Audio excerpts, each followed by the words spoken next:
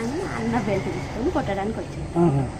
నా షాపుని కొట్టకురా, నేను కొట్టినా కొట్టుకుంటా, పెట్టినా పెట్టుకుంటా, నా షాపు మీద నువ్వు చెయ్యొద్దు అనేసి దొబ్బాడు.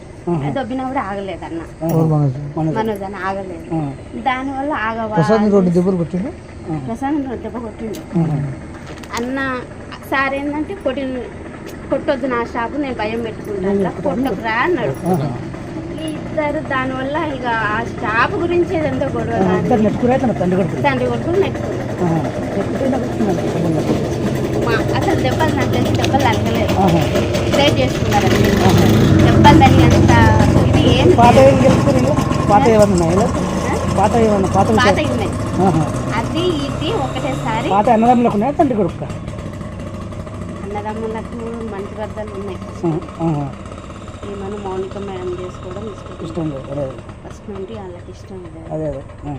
దానివల్ల కొంచెం వాళ్ళు ఫస్ట్ నుండి డిస్టర్బెన్స్ ఆ విషయం మీద. ఎవరికో బాబు ఉన్నాడు, ఆల్రెడీ బాబు ఉన్నాడు కాబట్టి వాళ్ళకి ఇష్టం లేదు. ఇంకా దానివల్ల దూరం అది జాబు వల్లనే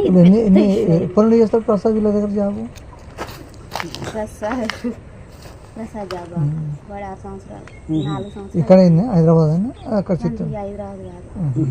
కాదు పనిచేస్తారు సార్ దగ్గర. ఇప్పుడు ఇంట్లో ఎవరెవరు ఉన్నారు?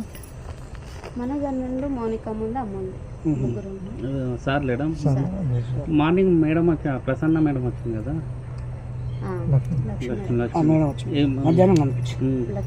అంటే ఏమన్నా సంజాయించిందా లేకపోతే చెప్తుంది ఇంకా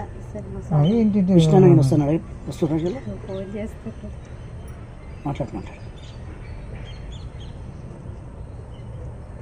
అన్న నా ఫోన్ అందరి ఫోన్ హ్యాండ్ ఓవర్ చేసుకున్నాడు, కానీ నా మీద నమ్మకం ఎక్కువ. నా ఫోన్ ఒక్కటే హ్యాండ్ ఓవర్ చేసుకున్నాడు.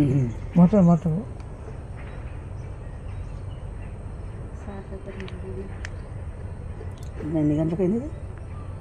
నైట్, శనివారం నైట్. అంతేనా? ఇక్కడ ఇంకా సారు ఇక్కడ ఏం జరుగుతుందో తెలుసుకోరాని ఫోన్ చేద్దాం అన్న. రాడు, నాకు తెలిసి మా విష్ణు అన్న రాడు.